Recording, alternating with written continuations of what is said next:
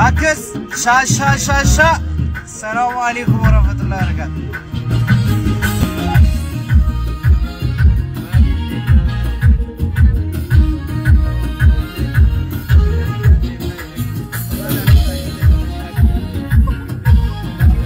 Hai Yusuf. Yes.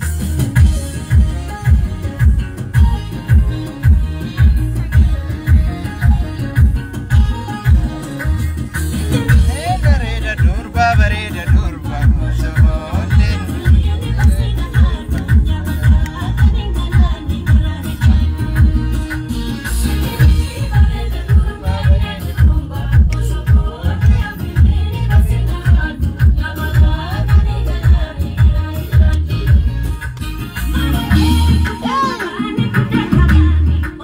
Akas nabina dabani.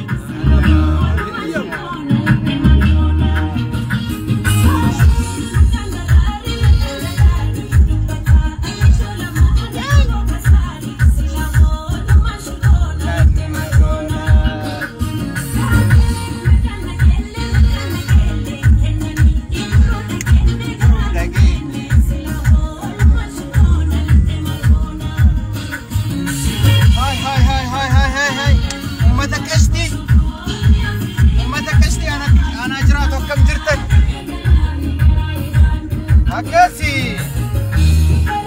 Durba bereda durba.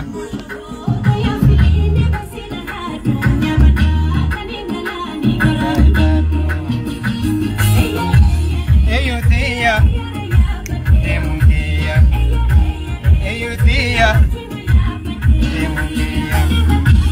Eyutia, demukia. Eyutia,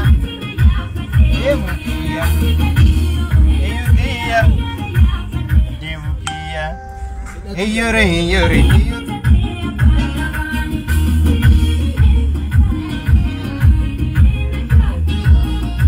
Akasi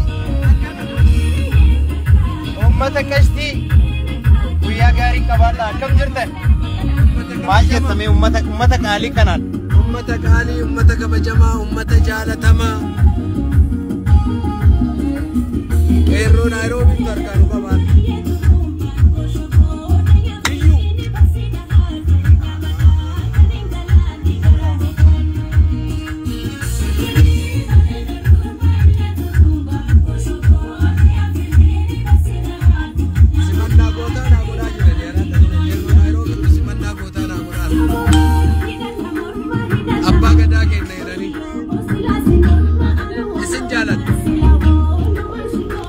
Akasi.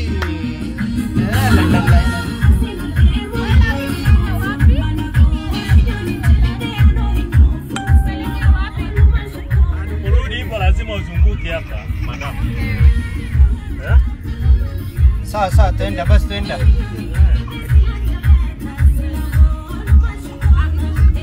Dite malgona.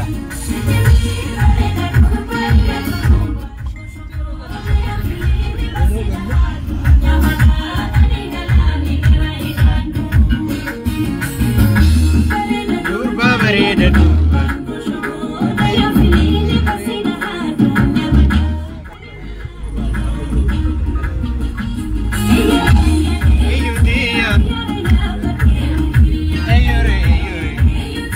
Makina ya bade. Yure. Yara ya bade. Yure.